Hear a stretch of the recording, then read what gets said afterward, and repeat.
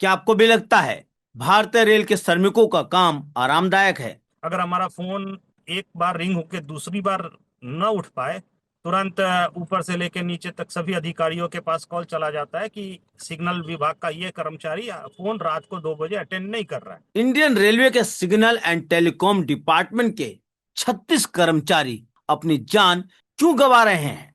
हमारा एसएनटी कर्मचारी 24 आवर्स मर रहा है सर।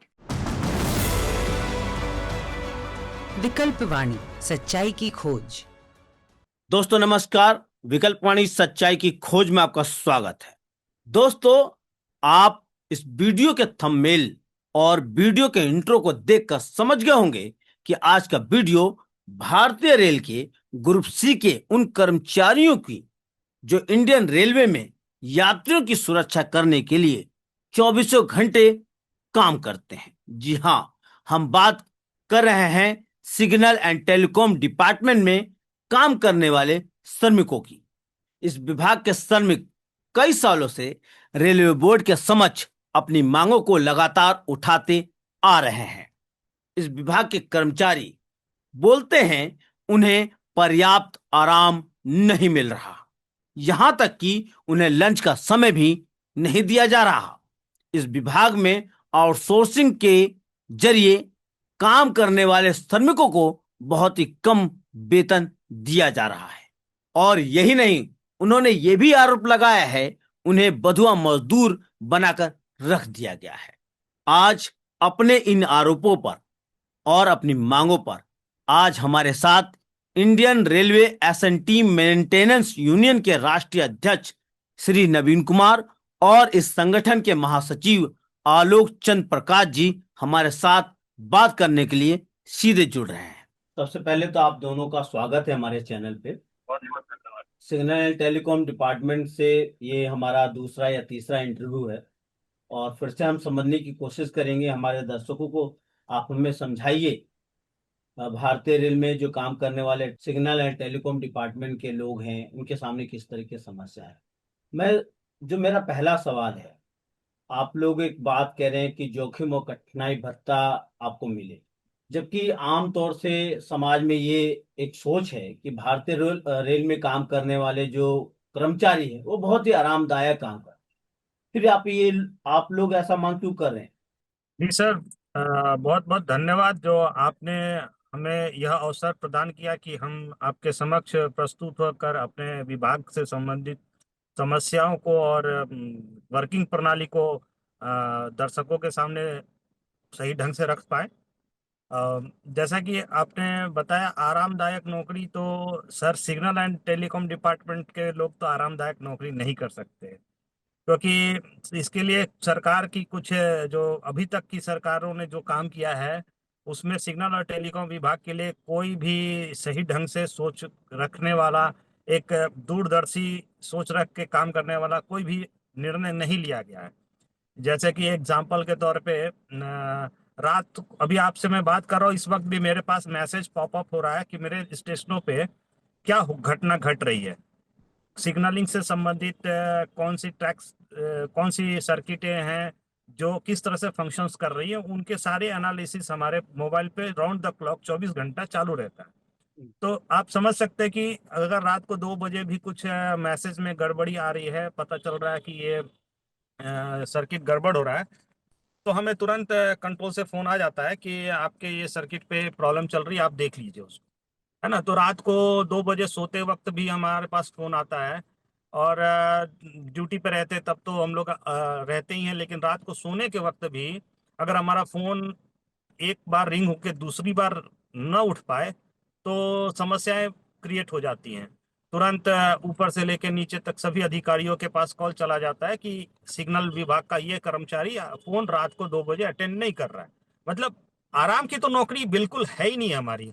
मतलब हमको राउंड द क्लॉक अपने फोन पे अटेंटिव तो रहना ही है।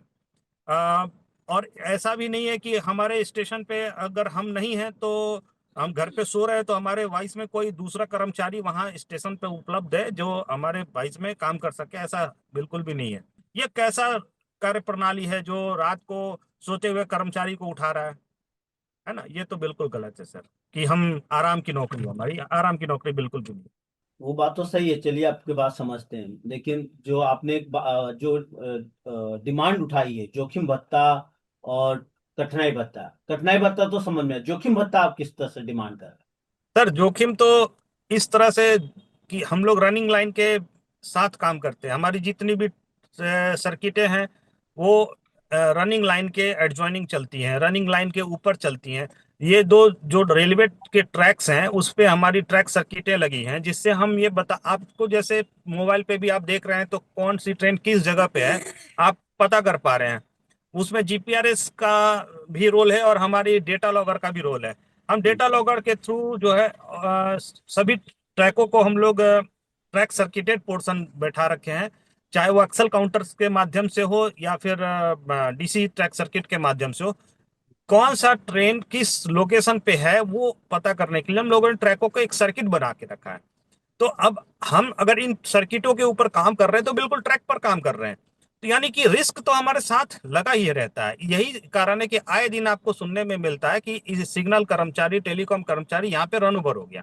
सिग्नल और टेलीकॉम कर्मचारी को ये इस सूचना तक नहीं दी जाती कि गाड़ी को थ्रू कर दिया गया है, और जिसका कारण होता है कि वो इंफॉर्मेशन मिल नहीं पाती है और कर्मचारी हमारा रन ओवर हो जाता है। मतलब जी सर। आप कहना चाहते हैं जो काम करते समय बहुत सारे जो आपके सिग्नल एंड टेलीकॉम डिपार्टमेंट के लोग हैं वो रन ओवर होकर उनकी डेथ भी होती है, और जिस जी तरीके से बिल्कुल। आपने बताया कि वो हरदम जान हाथ हथेली में लेके काम करते हैं, इसलिए रिक्स और आप जोखिम भत्ता मांग रहे हैं, राइट? जी हाँ। बिल्कुल। अच्छा नवीन जी, एक बात मुझे समझाओ।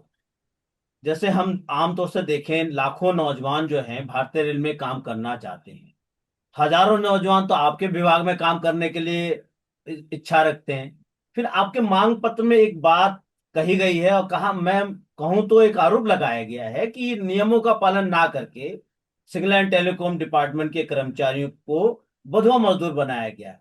ऐसा बात आप लोग क्यों कह रहे हैं? देखिए सर, पहले तो बहुत बहुत धन्यवाद कि हम लोग को ये आप मौका दिए। कल हम लोग देश का आजादी मनाने जा रहे हैं, है, लेकिन भारतीय रेलवे में एसएनटी परिवार आज भी बंधुआ मजदूरी कर रहा है। जहां तक आलोक जी ने बताया कि दिन भर काम करके गया हुआ थका हारा आदमी को नींद में उठाकर काम कराया जाता है, ये सेफ्टी के साथ ये घोर लापरवाही रेलवे के द्वारा हो रही है। जो हम लोग बरसों से नाइट फेल्यूअर गैंग का डिमांड कर रहे हैं, जबकि उसकी चिट्ठी भी जारी हो गई है, कागजी किताबों में सिर्फ रह गया है, लेकिन जमीनी स्तर पर वो कहीं देखने को मिल नहीं रहा है। जहां भी है भी उसको भी खत्म किया जा रहा है प्रशासन के दबाव में, प्रशासन लोकल लेवल पे दबाव बनाकर, जो कि बहुत ही निंदनीय बात है। जो सेफ्टी के साथ रेलवे का तीन लोगो होता है सर, सेफ्टी, सिक्योरिटी और पंक्चुअलिटी, जी। जिसमें हम लोग सेफ्टी और पंक्चुअलिटी को मेंटेन करते हैं। एसएनटी विभाग रेलवे का वो आंख और कान होता है। तो इसके डिपार्टमेंट के जो लोग हैं उनके साथ किस तरह का बर्ताव होता है, हमारे महासचिव महोदय ने बताया ही खुलकर कि किस तरह से हमें रात में बुलाया जाता है। दिन भर का थका हारा आदमी काम करके घर पर आता है परिवार के साथ, 24 घंटा उसके जो भी स्टेशन पे गियर है उसका सारा डिटेल्स उसके मोबाइल पे मैसेज के थ्रू आते रहता है कि ये गियर फेल हो गया है, सिग्नल कंट्रोल के थ्रू, और वो तुरंत दौड़कर जाता है। और हर एक साल कम से कम 36 आदमी का हमारा रन ओवर होता है।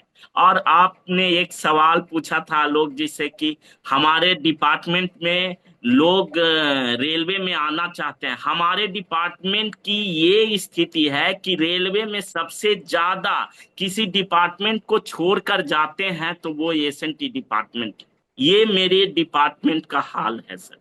कागजी कलम में निकलता है चिट्ठी, लेकिन जमीनी स्तर पर वो आता नहीं है। तो इसीलिए हम कह रहे हैं सर कि हम बंधुआ मजदूर हैं, हमारा एसएनटी कर्मचारी 24 आवर्स मर रहा है सर।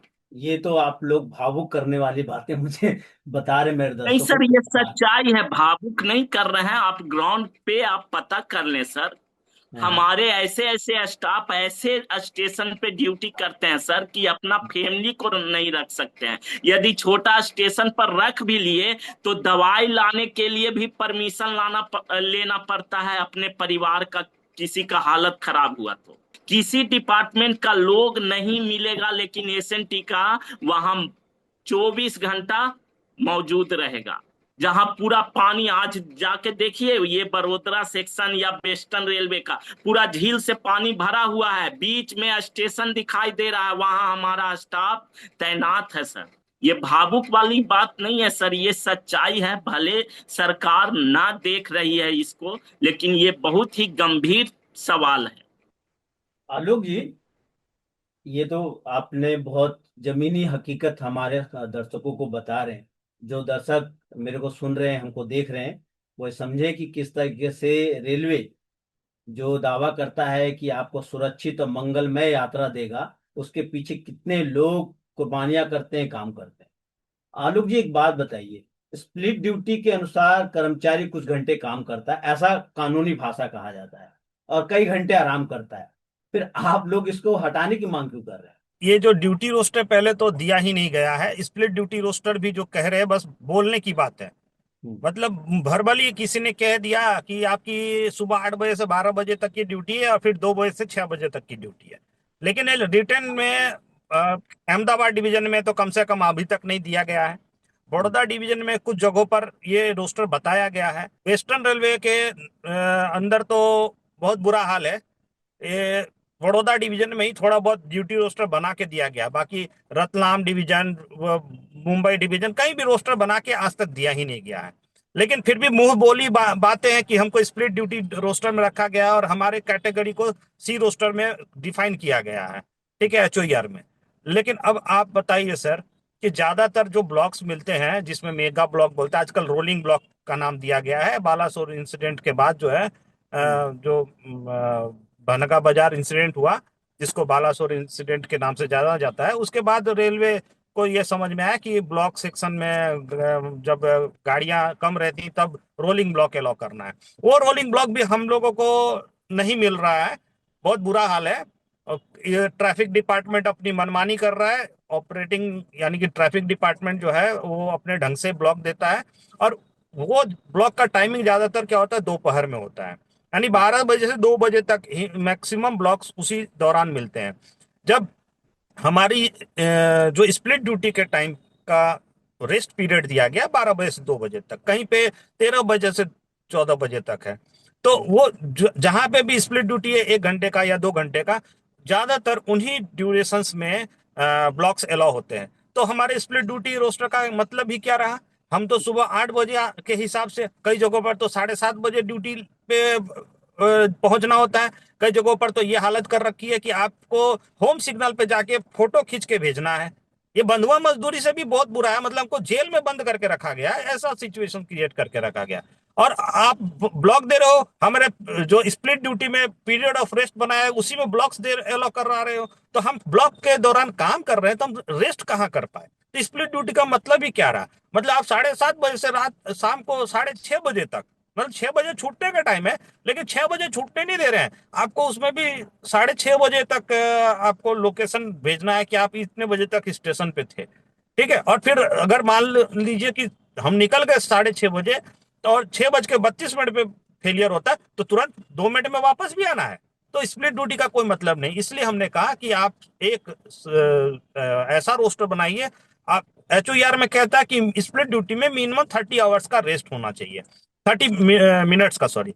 तो 30 मिनट का आप कर दीजिए ना, उसको 12 बजे से 12:30 बजे तक का कर दीजिए। तो ज्यादातर टिफिन जो खुलता है हमारा रेलवे ट्रैक पे ही खुलता है, साइट पे ही खुलता है ना। तो हम कम से कम उस आधा घंटे का मार्जिन निकाल के खाना तो खा सके। इसलिए हमारा कहना है कि स्प्लिट ड्यूटी को खत्म करके हम लोगों को इसको स्प्लिट ड्यूटी देना ही है। अगर एचओईआर को फॉलो करते हुए, तो फिर उसको 30 मिनट्स का कर देना चाहिए। 2 आवर्स या 1 आवर्स के जगह पे उसको 30 मिनट का करिए। जी सर। इसका मतलब वो जो आप मुझे समझाने की कोशिश कर रहे हैं और मैं जो समझने की कोशिश कर रहा हूँ कि कागजी बातें कुछ और हैं, जमीनी हकीकत कुछ और बिल्कुल बिल्कुल है। और जो बिल्कुल। आप लोगों को रेस्ट मिलना चाहिए वो तो मिल नहीं रहा है। खाने का भी समय नहीं मिला। नहीं, अच्छा नहीं मिल नवीन रहा जी, है। एसएनटी डिपार्टमेंट के जो सहायक कर्मचारी हैं उनके साथ उनके प्रमोशन और उनके वेतन में के मुद्दे को लेकर जानबूझ के भेदभाव हो रहा है क्या? क्योंकि आपका जो पर्चा, जो आपका डिमांड आया था उसमें कुछ इस तरह की बातें थी। जी बिल्कुल सही बात है। आप सोचिए, एक हमारी मैं नाम लेके बताता हूँ, ऐसा ना सोचें कि मैं कहीं से भी उठा के कोई एग्जांपल दे रहा हूँ। दीपिका एक ग्रेड 3 ईएसएम है, अहमदाबाद कांकड़िया स्टेशन पे। जो कर्मचारी ग्रुप डी में आई थी आरआरसी से, ठीक है, वो कोई कंपनसेशन ग्राउंड पे नहीं आई है, और उसको जानबूझ करके एडमिनिस्ट्रेशन जो है बार बार फेल करता है। प्रमोशन में इतनी मोनोपोली चल रही है कि एक दीपिका जैसी लड़की, एक तो एग्जाम्पल है दीपिका, यहाँ तो सैकड़ों हजारों लोग ऐसे पड़े हैं जिनके साथ जानबूझ के फेल, भेदभाव करके उनको फेल किया जा रहा है। 2025 के अंदर ये लेटर निकाल दिया था रेलवे बोर्ड ने कि 25% एलडीसी होगा एसएनडी डिपार्टमेंट में, और नए कर्मचारियों को मौका मिलेगा। लेकिन 68 डिविजन में से 4 या 5 डिविजन में ही ये 25% एलडीसी अभी तक कराई गई है। तो क्या हमारे डिपार्टमेंट के हेल्परों के साथ, असिस्टेंटों के साथ ये मजाक नहीं चला रहा जा रहा है? आज 10 साल, 5 साल, 8 साल से बैठे पड़े हैं ग्रुप डी में, और उनको प्रमोशन का चांस नहीं दे रहे, जबकि रेलवे बोर्ड ने 25% निकालने का ऑर्डर दे रखा है। अच्छा नवीन जी, एक बात बताइए, एसएनटी डिपार्टमेंट में कामों का आउटसोर्सिंग करने और जो हो रहा है और नियमित कर्मचारियों की खाली पद को ना भरने से वर्तमान में जो काम कर रहे हैं एसएसटी डिपार्टमेंट के जो कर्मचारी हैं, टेलीकॉम डिपार्टमेंट के कर्मचारी हैं या सिग्नल डिपार्टमेंट के कर्मचारी, इनके साथ किस तरीके का प्रभाव उनके जीवन पर पड़ रहा है? सबसे पहला आउटसोर्सिंग। आउटसोर्सिंग रेलवे के सारे डिपार्टमेंट में चरम सीमा पर है, जो कि चिंता का विषय है। आउटसोर्सिंग से जो बंदे आते हैं 10,000 और 12,000 की नौकरी पे आते हैं, उनकी क्या रिस्पॉन्सिबिलिटी होगी वो आप खुद बता सकते हैं। यदि वो काम कर रहा है आउटसोर्सिंग स्टाफ, तो वहां हमारे रेलवे स्टाफ भी वहां रहेंगे। वो जब बंदा काम कर रहा है तो एनी टाइम उससे ज्यादा चौकस हमारा रेल कर्मचारी, वहां एसएनटी कर्मचारी चौकस रहना पड़ता है। अब आप समझिए कि ये जो कॉन्ट्रेक्चुअल वर्कर्स रखे गए हैं, ये इनका कोई भविष्य तो है नहीं, ठीक है। इनको कितने सालों तक रखेंगे? जब तक टेंडर है तब तक रखेंगे। तो उसके बाद क्या होगा इनका? इनके नाम पर रेलवे कितना पैसा एक एक एम्प्लॉय के लिए दे रही है, वो उसका आरटीआई से जवाब मांगना चाहिए। इसमें भी एचआर कंसल्टेंसी कंपनी के नाम पे पूरा गोरख धंधा चल रहा है, और ये भारत के युवाओं का शोषण है। मैं ये आउटसोर्सिंग को भारत के युवाओं का शोषण कहता हूं। सरकार जो है खुद भारत के युवाओं से वोट लेकर सरकार बना रही है, लेकिन वही सरकार बनाने के बाद उसी युवाओं का शोषण हो रहा है। दोस्तों, एक बात नजर आती है, इंडियन रेलवे में यात्रा करने वाले करोड़ों यात्रियों की सुरक्षा प्रदान करने के लिए दिन रात चौबीसों घंटे काम करने वाले सिग्नल एंड टेलीकॉम डिपार्टमेंट के कर्मचारी गंभीर हालतों और बहुत ही तकलीफों में काम करने को मजबूर है। इन कर्मचारियों के दिल के दर्द को आपने महसूस किया होगा। सिग्नल एंड टेलीकॉम डिपार्टमेंट के हर साल 36 कर्मचारी रेलगाड़ियों के नीचे आकर अपनी जान गंवाने को मजबूर है। इसीलिए इनकी मांग जोखिम भत्ता और कठिनाई भत्ता बिल्कुल जायज है। सिग्नल एंड टेलीकॉम डिपार्टमेंट के कर्मचारियों को लंच का समय देना जरूरी है। साथ साथ में पर्याप्त समय आराम करने के लिए देना चाहिए रेलवे बोर्ड को, ताकि इंडियन रेलवे के यात्रियों की सुरक्षा में अपने अहम भूमिका को मजबूती से सिग्नल एंड टेलीकॉम डिपार्टमेंट के कर्मचारी अदा कर पाए। इंडियन रेलवे में बढ़ते निजीकरण से होने वाले नुकसान को हम सब महसूस कर सकते हैं और देख सकते हैं। निजीकरण का ही एक रूप है आउटसोर्सिंग।